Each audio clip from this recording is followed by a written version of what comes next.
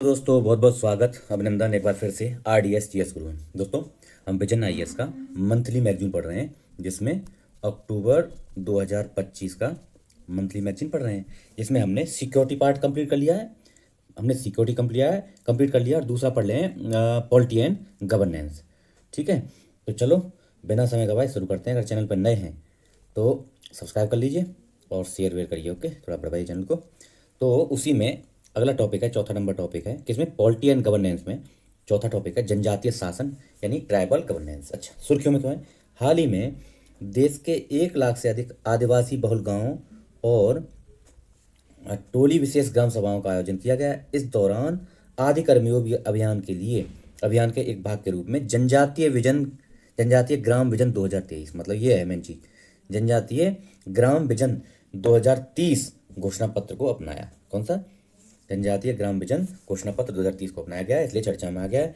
तो अब देख लेते हैं जनजातीय ग्राम विजन 2030 घोषणा पत्र की मुख्य विशेषताएं है क्या भैया, ये क्या है देख लेते हैं। क्या है ये क्या है, ग्राम स्तरीय प्राथमिकताएं। प्रत्येक प्रत्येक घोषणा पत्र में ग्राम स्तर पर शिक्षा, स्वास्थ्य, आजीविका, सामाजिक और वित्तीय समावेशन, अवसंरचनाओं में के कार्यान्वयन योग्य लक्ष्यों की रूपरेखा प्रदान की गई है। ओके, दूसरा है संस्थागत तंत्र।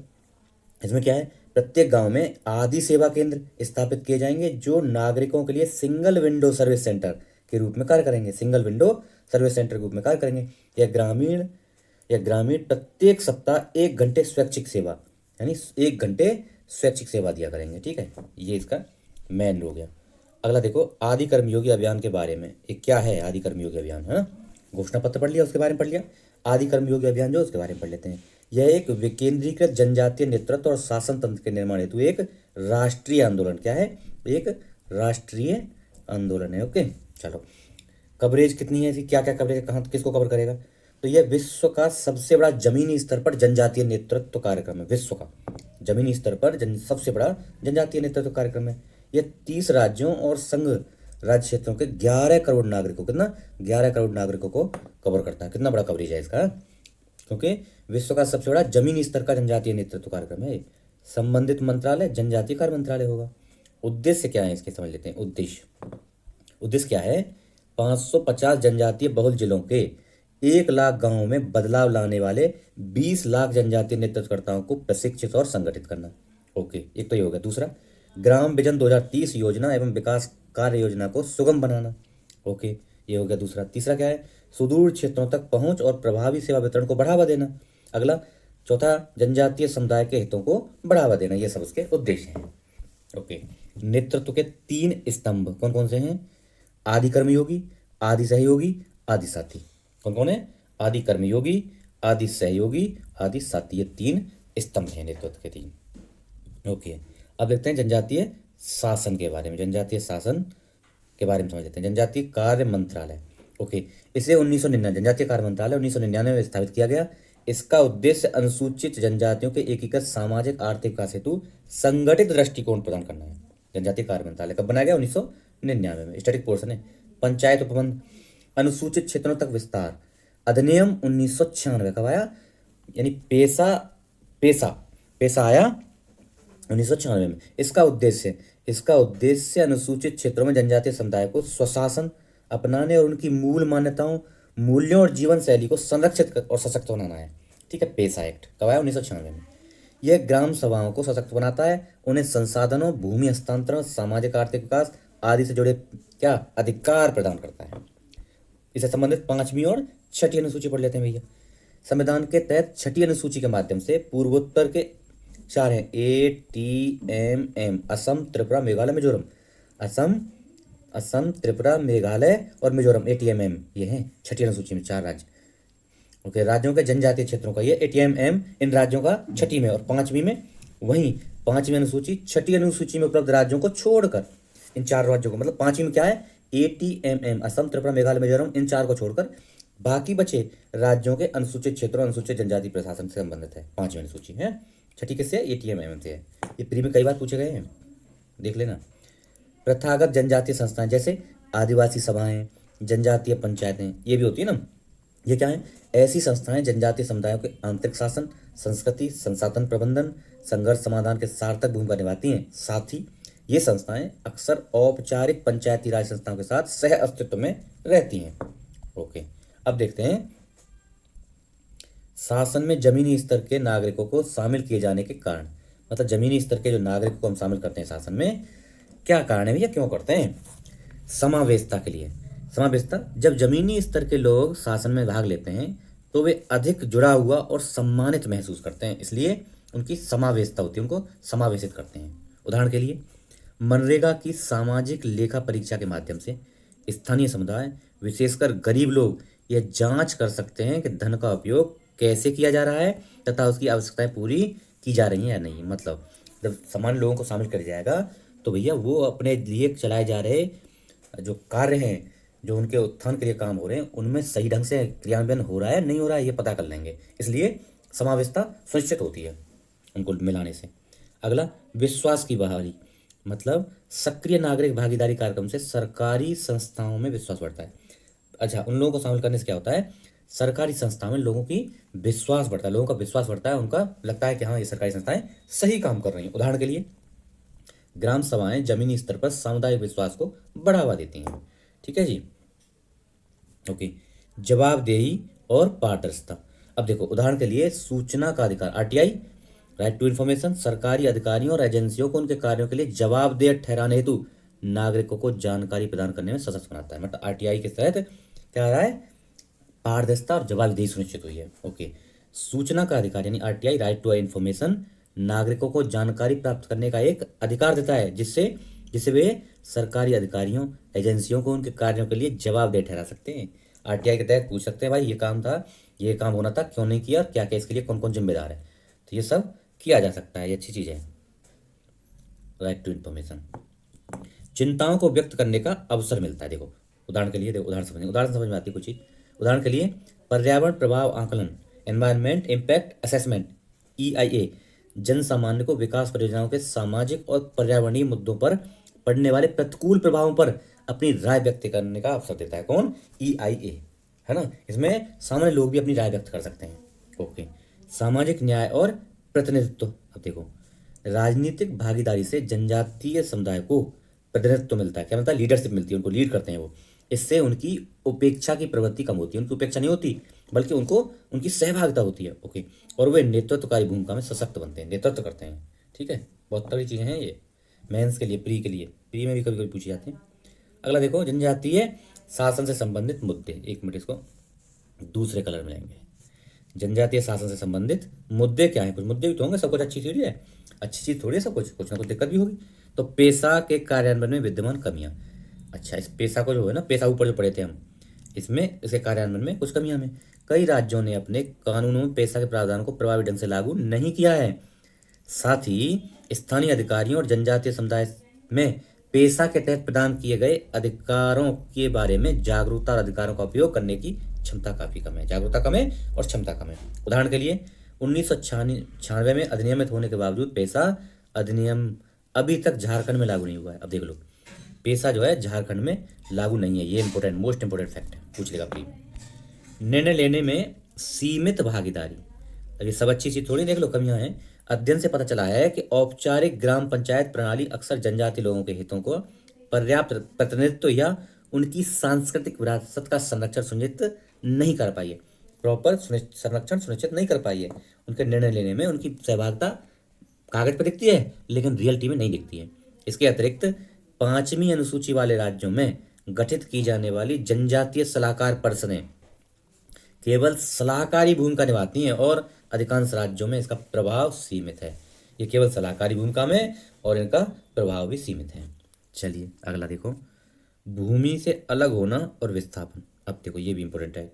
कई क्षेत्रों में जनजातीय लोग बाहरी लोगों या विकास परियोजनाओं के कारण अपनी जमीन खोने के प्रति संवेदनशील हो जाते हैं। ओके, यहाँ तक कि विशेष संवैधानिक संरक्षण प्राप्त क्षेत्रों जैसे छठी अनुसूची वाले क्षेत्रों में भी भूमि से अलग होना, विस्थापन और जनजातीय लोगों का सामाजिक आर्थिक रूप से हाशियाकरण देखा गया। मतलब छठी अनुसूची में शामिल है एरिया, फिर भी वहां पे भी लोग अपनी भूमि से विस्थापित हो गए हैं, है ना। ये भी स्थिति देखी गई है। कल्याणकारी नीतियों का अपर्याप्त कार्यान्वयन। अब देखो, जनजातीय कल्याण को लक्षित करने वाले प्रयास जैसे वन अधिकार अधिनियम FRA, फॉरेस्ट राइट एक्ट का अक्सर कमजोर क्रियान्वयन तो हुआ है, लेकिन कमजोर तरीके से क्रियान्वयन हुआ है एफआरए का। नवंबर 2022 तक भूमि के लिए किए गए 38% से अधिक एफआरए दावों को खारिज कर दिया गया था केंद्र सरकार ने। अब देखो ये फैक्ट ले दिया, उदाहरण ले दिए। अगला है सामाजिक आर्थिक हाशियाकरण कैसे हुआ है इनका। गरीबी का स्तर बहुत अधिक है। ग्रामीण क्षेत्रों में लगभग 45% और शहरी क्षेत्रों में 24% जनजातीय लोग गरीबी रेखा से नीचे हैं, बीपीएल हैं, लो पॉवर्टी लेवल।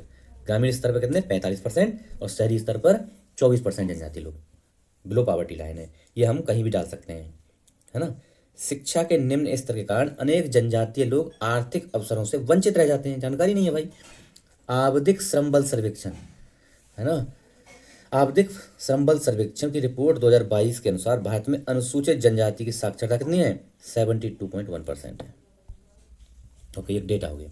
अब अगला पॉइंट लेते हैं, क्या जनजातीय विकास की दिशा में उठाए गए कदम। कुछ कदम उठाए गए जिनसे जनजातीय विकास होगा। प्रधानमंत्री जनजातीय आदिवासी न्याय महाअभियान पीएम जनमन। प्रधानमंत्री जनजातीय आदिवासी न्याय महाअभियान पीएम जनमन, यह एक संबद्ध पहल है जिसका उद्देश्य 18 राज्यों और एक संघ राज्य क्षेत्र में निवास करने वाले 75 विशेष रूप से कमजोर जनजातीय समूह यानी पीवीटीजी 75 पीवीटीजी है ना 75 के सामाजिक विकास को बढ़ावा देना है। पीवीटीजी क्या होते हैं? Particularly vulnerable tribal groups, PVTG. अच्छा, अगला है धरती आबा जनजातीय ग्राम उत्कर्ष अभियान, ये भी चढ़ाया गया है ना, यानी DAGGUA। इस मिशन का धरती आबा जनजातीय ग्राम उत्कर्ष अभियान, इस मिशन का उद्देश्य चयनित जनजातीय बहुल गांवों में बुनियादी ढांचे का विकास करना और सामाजिक आर्थिक परिस्थितियों में सुधार लाना है। जहां जनसंख्या 500 या उससे अधिक हो, कम से कम 50% जनजातीय निवासी हो। ओके, आकांक्षी जिलों के गांव जहां जनजातीय संख्या 50 से अधिक हो, इसमें 50 से अधिक हो तो इसमें ये जो है क्या लाना है, बुनियादी ढांचे का विकास करना, सामाजिक आर्थिक परिस्थितियों में सुधार लाना है। ये दो कंडीशन होंगी तब। ओके, चलो।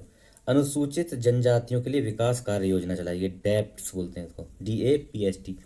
इस योजना के तहत जनजातीय कार्य मंत्रालय के अलावा 41 मंत्रालय विभाग प्रत्येक वर्ष अपनी योजनाओं के कुल बजट का एक निश्चित प्रतिशत जनजातीय विकास के लिए आवंटित करते हैं। यह है प्रधानमंत्री आदि आदर्श ग्राम योजना PMAAGY। ओके, इसका उद्देश्य पर्याप्त जनजातीय आबादी वाले गांव को आदर्श ग्राम में रूपांतरित करना, जिसमें लगभग 40% जनजातीय आबादी हो शामिल किया जाएगा, मतलब 40% आबादी वाले को शामिल किया जाएगा इसमें, आदि गांव में। शिक्षा का विस्तार, एकलव्य आदर्श आवासीय विद्यालय, राष्ट्रीय फेलोशिप योजना, प्री मैट्रिक छात्रवृत्ति योजना, उच्च श्रेणी शिक्षा योजना आदि ये योजना जनजातीय छात्रों को शिक्षा को बढ़ावा देने के लिए संचालित की जा रही है। ये सब योजना चलाई जा रही है। उद्यमता में क्या काम किया जाता है? उद्यमता में जनजातीय उद्यमता को बढ़ावा देने के लिए निम्नलिखित माध्यम किए जाने, कौन कौन से? वन धन विकास केंद्र, 29 राज्यों और संघ राज्य क्षेत्रों में 4465 वन धन विकास केंद्र स्थापित हो रहे हैं, वन धन विकास केंद्र बनाए जा रहे हैं।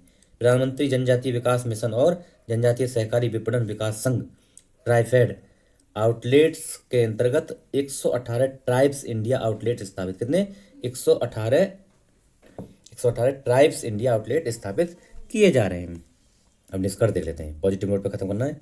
जनजातीय ग्राम विजन 2030, ये इसी से चर्चा में आया ना ये टॉपिक, तो ये इसी के बारे में बता रहा है। जनजातीय ग्राम विजन 2030 और आदि कर्मयोगी अभियान जनजातीय विकास के प्रति भारत के दृष्टिकोण में एक व्यापक बदलाव दर्शाते हैं। ये अधोगामी यानी टॉप डाउन कल्याणकारी मॉडल की जगह ऊर्ध्वगामी बॉटम अप सामुदायिक नेतृत्व वाले शासन की ओर बदलाव दर्शाते हैं। यानी ये क्या है, डाउन टू टॉप अप्रोच नहीं है, अभी ये अप टू टॉप नीचे से टॉप टू डाउन, मतलब ये अप्रोच अपना रहे हैं और ये अच्छी चीज़ है। ठीक है, ये हमने पॉजिटिव नोट कर दिया। अब देखो संक्षिप्त समाचार, यानी इसमें ये कुछ टॉपिक रह गए हैं संक्षिप्त समाचार में और ये हमारा टॉपिक खत्म हो जाएगा। क्या है इसमें? ऑनलाइन गेमिंग संवर्धन और विनियमन नियम 2025, यानी ये अधिसूचित कर दिया गया है। क्या है ये? Promotion and regulation of online gaming rules 2025 notified. क्या हुआ है अभी चर्चा में, ये इसलिए चर्चा में आ गए, ये अधिसूचित हो गए। ओके, इलेक्ट्रॉनिक्स और सूचना प्रौद्योगिकी मंत्रालय द्वारा अधिसूचित किए गए नियम ऑनलाइन गेमिंग संवर्धन और विनियमन अधिनियम 2025 को क्रियान्वयन किया गया करेंगे कौन? प्रौद्योगिकी मंत्रालय है ना, इलेक्ट्रॉनिक्स और प्रौद्योगिकी मंत्रालय करेगा इसको। ओके, यह अधिनियम ऑनलाइन गेम्स को e sports, online social games और ऑनलाइन मनी गेम्स के रूप में वर्गीकृत करता है। कौन कौन से? E sports, online social games, online money games. यह सभी प्रकार के ऑनलाइन मनी गेम्स जैसे पोकर, फैंटेसी स्पोर्ट्स है ना, पर प्रतिबंध लगाता है, इन सब पर प्रतिबंध लगाता है केवल, जबकि केवल ऑनलाइन सोशल गेम्स और ई स्पोर्ट्स को अनुमति देता है। अब देखो, ये थोड़ा सा मैं इसको हाईलाइट करता हूँ। ऑनलाइन सोशल गेम्स और ई स्पोर्ट्स को अनुमति देता है, ठीक है। ये थोड़ा सा याद रखने वाली चीज़ है, इंपॉर्टेंट है ये। ओके, नियमों के मुख्य बिंदुओं पर एक नज़र डाल लेते हैं। क्या है? भारतीय ऑनलाइन गेमिंग प्राधिकरण, online gaming authority of India, इसकी स्थापना ऑनलाइन गेम्स को विनियमित करने, रजिस्ट्री मेंटेन करने, वैधता तय करने और जुर्माना लगाने आदि के लिए की जाएगी। ये बनाई जाएगी, क्या बनाई जाएगी? Online gaming authority of India बनाई जाएगी। ओके, इसमें एक अध्यक्ष, अभी देख लेना, एक अध्यक्ष और विभिन्न सरकारी मंत्रालयों के पांच अन्य सदस्य होंगे, तो 6 आदमी होंगे टोटल, ठीक है। इंपॉर्टेंट है, एक अध्यक्ष और 5 सदस्य होंगे। ओके, इसमें online gaming authority of India में खेलों का पंजीकरण, ऑनलाइन सोशल गेम्स और ई स्पोर्ट्स दोनों का इस पर online gaming authority of India में पंजीकरण करना होगा तथा पंजीकरण का वैध प्रमाण पत्र प्राप्त करना होगा।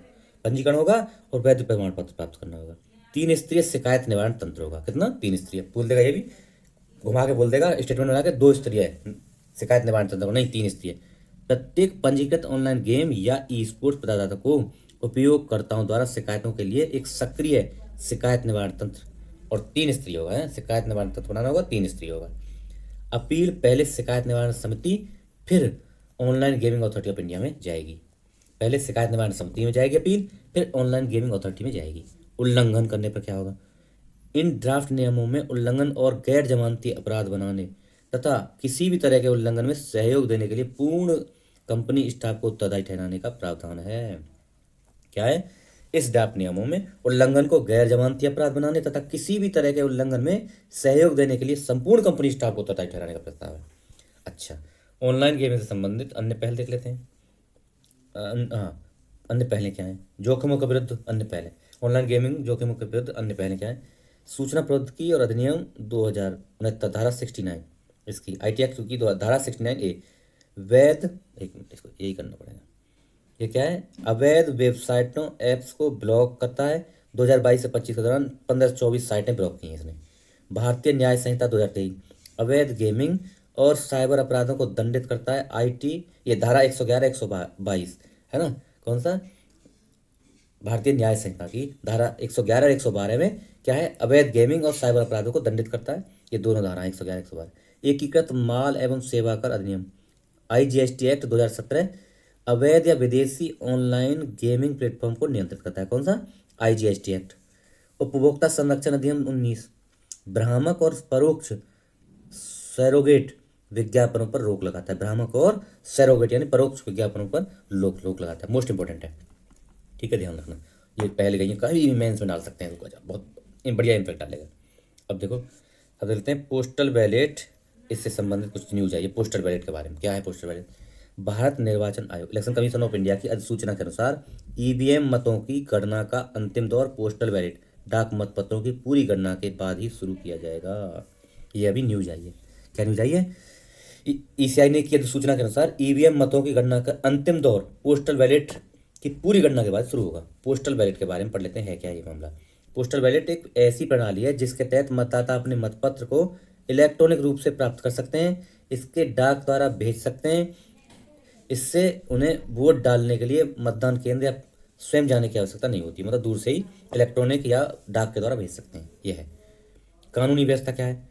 यह प्रणाली चुनाव संचालन नियम 1961 और लोक प्रतिनिधित्व अधिनियम 1951 द्वारा शासित है ना। चुनाव प्रणाली अधिनियम, चुनावी संचालन अधिनियम 1961 और लोक प्रतिनिधित्व अधिनियम 1951 द्वारा शासित है। पात्रता, सेवा मतदाता, विशेष मतदाता, अनुपस्थित मतदाता, अनुपस्थित मतदाता मतलब 85 वर्ष से अधिक उम्र के वरिष्ठ नागरिक, दिव्यांगजन, इनको बोलते हैं अनुपस्थित मतदाता। ओके। निवारण निरोध में रखे गए व्यक्ति, चुनावी दायित्वों का निर्वहन कर रहे कर्मियों को इस श्रेणी में शामिल किया गया है। ओके।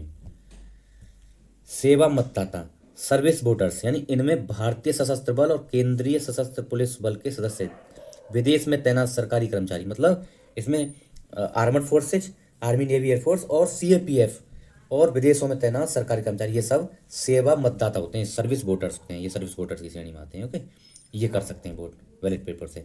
विशेष मतदाता, इसमें राष्ट्रपति, उपराष्ट्रपति, राज्यपाल, केंद्रीय मंत्रिमंडल के मंत्री, अन्य उच्च पदस्थ व्यक्ति जिनके पति पत्नी शामिल होते हैं, वो और उनके पति पत्नी शामिल हैं, ये हैं विशेष मतदाता, स्पेशल वोटर्स।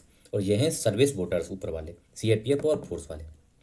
ठीक है, चलो, तो ये हमारा science and tech, science and sorry, ये हमारा गवर्नेंस, पॉलिटी और गवर्नेंस का टॉपिक खत्म हो गया। ठीक है, गवर्नेंस का टॉपिक खत्म हो गया है। तो अगर चैनल पर नए हैं तो सब्सक्राइब कर लीजिए, शेयर करिए, लोगों को बताइए। ओके, तो आज यहीं रोकेंगे। अच्छा, अच्छी बात यह है कि हमारी जो ये अक्टूबर वाली मैगजीन है, अभी ये ऑलरेडी साइट पे आ गई है, विजन की साइट पे हिंदी वाली से आ गई है। पहले हिंदी में नहीं थी ना, हम इसको तोड़ तोड़ के बना रहे थे, टाइम लग रहा था बहुत। अच्छा, अब हिंदी की आ गई है। तो हमने 2 टॉपिक पढ़ लिए हैं अब तक। कौन कौन से? एक तो पढ़ लिया हमने सिक्योरिटी पढ़ लिया, सुरक्षा, है ना।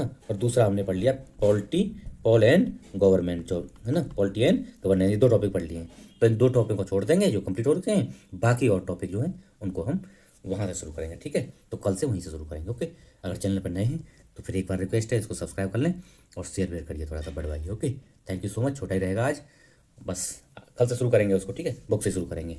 ओके, थैंक यू, जय हिंद।